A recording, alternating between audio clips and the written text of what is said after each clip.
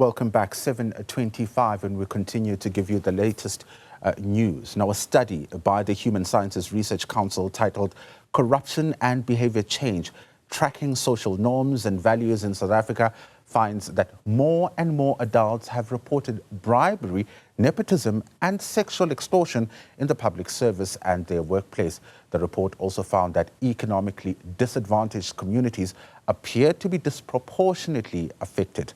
Let's speak now about this with the Chief Research Specialist in the Development, Capable and Ethical State Division at the HSRC, Dr. Stephen Gordon. Dr. Stephen Gordon, thank you so much for joining us this morning. I want you to take us through your methodology and the time frame at which you made these findings. Absolutely. So our results are based on a large-scale public opinion study under the auspices of the South African Social Attitude Survey conducted at the end of 2023 and then again at the beginning of 2025. We looked at public attitudes towards corruption in South Africa, trying to really understand how people perceive this serious and egregious problem in our society.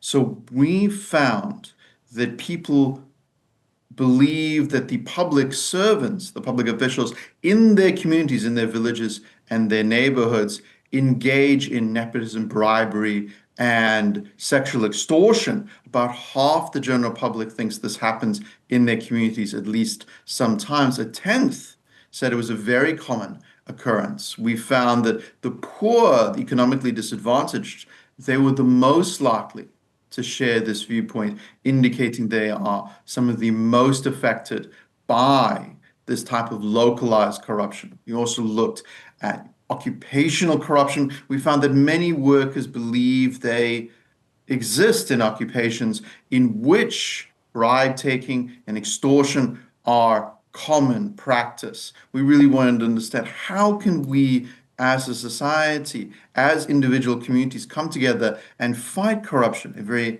dangerous and serious problem in our society. We did find a growing level of public appetite for fighting corruption. There was an increase in the willingness to report corruption between 2023 and 2025. 59% of people saying in 2025 that they would be willing to report corruption if they witnessed it or experienced it. A good improvement, although far too low. We really need to be seeing more South Africans willing to engage in the fight against corruption. However, when you ask people about why they would be reluctant to fight corruption, they talk about the danger involved, the lack of protection for those who come forward. They talk about the inefficiency of law enforcement to really take reports seriously, and they raise serious concerns about the level of corruption within the relevant authorities themselves, believing that those tasked with fighting corruption are themselves involved in corrupt activity. When we talk about corruption, it's often at a very high level, right? And we see it in the Madlanga Commission playing out ad hoc committee and many other commissions that focus and look at corruption. But why is it that at a lower level? You highlight in your report that corruption by local public, officials is a serious problem in South Africa, but it seems to be, quite prevalent, or the discussions are more happening in local newspapers, community newspapers, WhatsApp groups, online platforms. Why is it not taken as seriously as, high-level corruption? When we look at high-level corruption, it's often very dramatic, involving large sums of money or those at the very highest levels of public office. And this, of course, creates a lot of attention for the national media. And sometimes it's easy to miss more local scale corruption, at licensing offices, by local police, by local municipal officials, in which smaller amounts of money are wasted or stolen, but collectively, this adds up to vast amounts of public resources wasted on corruption, which could be utilized in the pursuit of a more just and prosperous South Africa. Again, it's very easy to overlook these more macro level concerns when something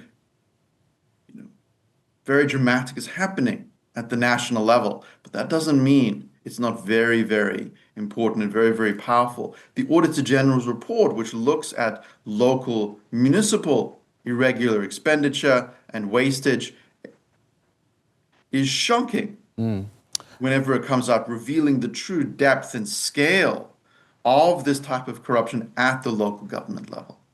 Let's talk about the relationship between service delivery and corruption. At low levels, people are paying bribes to get services, right? And if there was service delivery, many wouldn't have had to, pay this sum. But you also talk about disadvantaged communities. And I want us to look at the relationship between that as well as sexual extortions, because some people may not be financially stable enough to be able to pay that bribe. So that's where the sexual extortion comes in. Absolutely. One of the tragic features of corruption in South Africa is it doesn't always involve a monetary component. People in power in our society abuse that power to extract sexual favors or other types of sexual activity from individuals. We ask people, have they heard about sexual extortion happening to people they know in the last 5 years, people they know personally? And we found that in the public sector, so people being sexually extorted by public officials, about half the general public said that they knew of this happening to someone they knew personally in the last 5 years. But even when we asked about the private sector, we found about 40% of the general public said that they knew someone who was extorted by someone in the private sector for sexual favors. So this just shows you the depth of sexual extortion and sexual corruption in our society, where often people in authority abuse that authority to engage in these morally egregious acts. You also highlight the perceived culture of impunity, and you talk about how people who report corruption are often labeled, snitches. And that discourages a lot of people from coming out and talking about this corruption.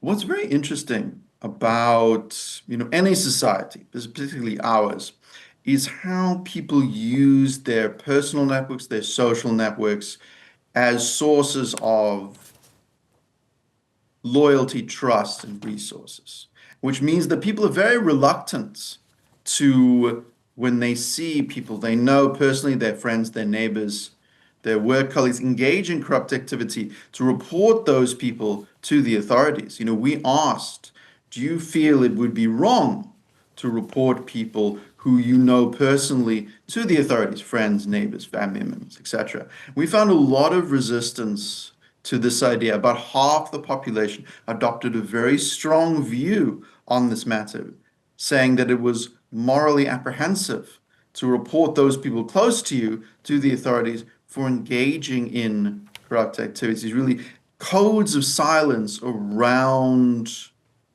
reporting behavior. Those codes of silence are very destructive. They prevent law enforcement from meaningfully taking forward a lot of important corruption cases. People who are the most aware of corrupt activity are often those people who are close to those activities, particularly if we talk about neighbors, work colleagues, etc. Yeah.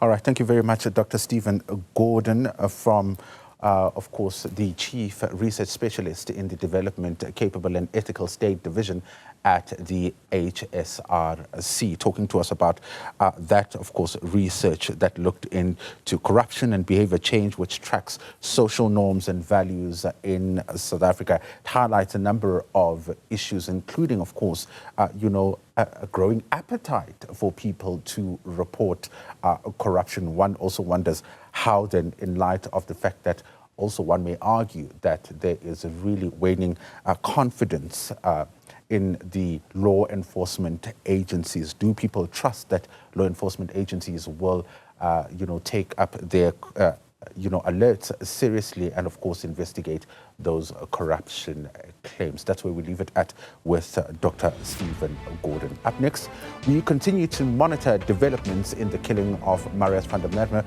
who was known as Witness D at the Madlanga Commission. He was shot and killed in Brakpan last night. Our reporter Zola Sholwana is outside that home for us this morning. Stay with us.